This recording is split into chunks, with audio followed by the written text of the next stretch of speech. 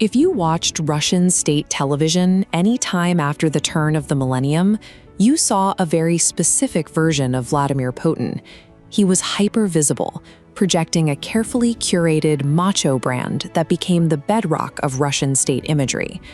In 2020, the COVID-19 pandemic hit, and that extreme visibility stopped. The 67-year-old leader retreated into sudden isolation, forcing anyone who wanted to see him to undergo quarantine protocols that sometimes lasted for 2 full weeks. By the autumn of 2022, as Russian forces faced serious defeats in Ukraine, Putin reappeared to meet with regional governors at a massive lacquered table inside the Kremlin. The staging was designed to project absolute authority. Instead, it triggered immediate global alarm. Curious, slightly hushed, analysts and forensic experts started dissecting the footage frame by frame, and they noticed tiny inconsistencies. The jawline looked slightly different. The subtle micro-expressions around the eyes didn't quite match historical footage. Even the distinct shapes of his ears seemed off.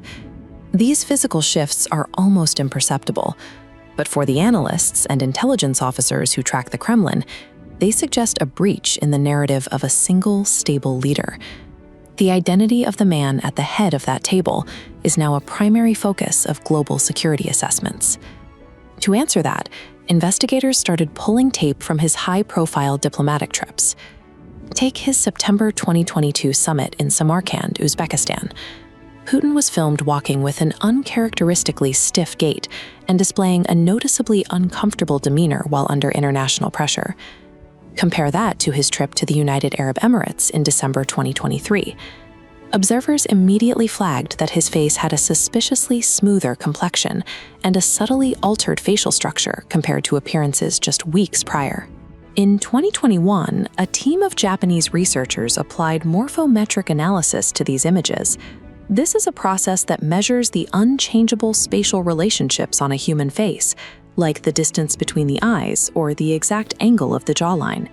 Because those biometrics do not change as we age, the researchers were able to identify statistically significant discrepancies across different appearances. Then there are the behavioral anomalies. Independent analysts pointed to several recorded instances where Putin's own deeply bonded dogs, animals highly attuned to specific human scent and vocal patterns, showed visible hesitation or a lack of recognition toward the man presenting himself as their owner. None of this forensic evidence provides definitive proof, but it creates enough statistical and behavioral doubt that we are forced to look at the historical playbook of the Russian state itself. The use of political decoys has a documented historical reality. During the Second World War, the British military launched Operation Copperhead, intentionally recruiting an actor named M.E. Clifton James to impersonate a senior commander and mislead German forces. But the most consequential precedent belongs to Joseph Stalin.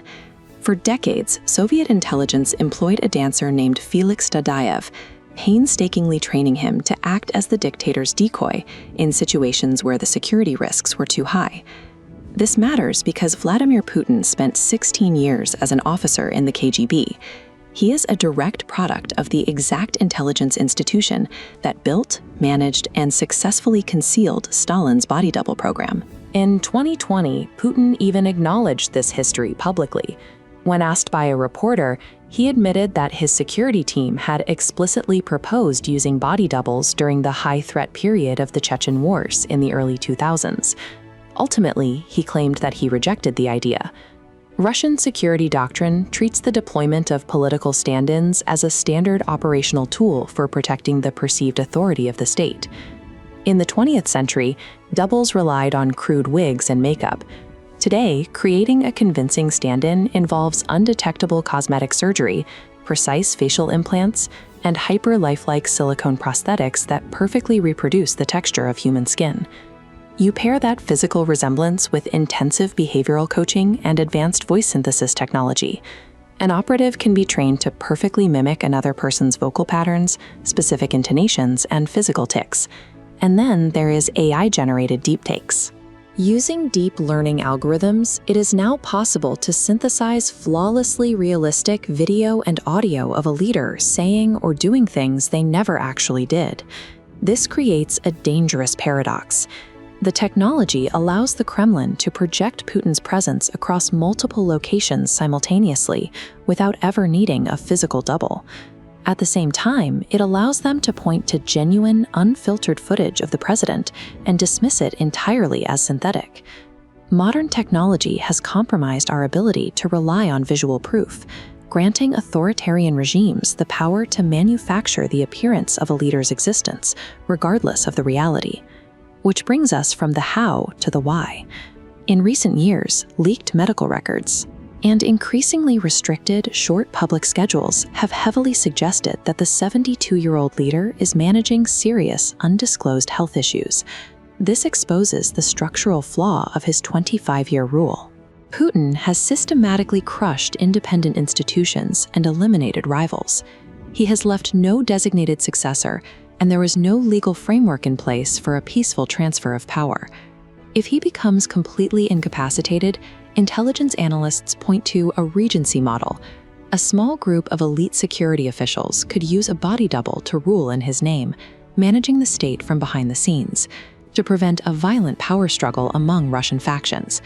In a system centered entirely on one man's personal authority, the body double serves as a load-bearing pillar, maintaining the facade of control even if the president is unable to govern. This introduces an immediate diplomatic danger. When foreign leaders sit down to negotiate international treaties or navigate war strategies, they might literally be speaking to an actor who holds zero actual authority. But the ultimate existential threat is the Russian arsenal.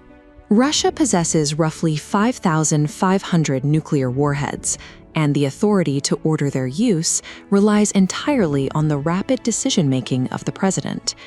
If the individual holding the launch codes is a theatrical stand-in, the nuclear chain of command is compromised. This forces intelligence agencies into a guessing game, deciding if the man making high-stakes decisions is rational, incapacitated, or completely fake.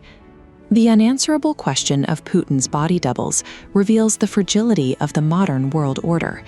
We live in a reality where the illusion of one man's vitality is all that stands between global stability and nuclear chaos.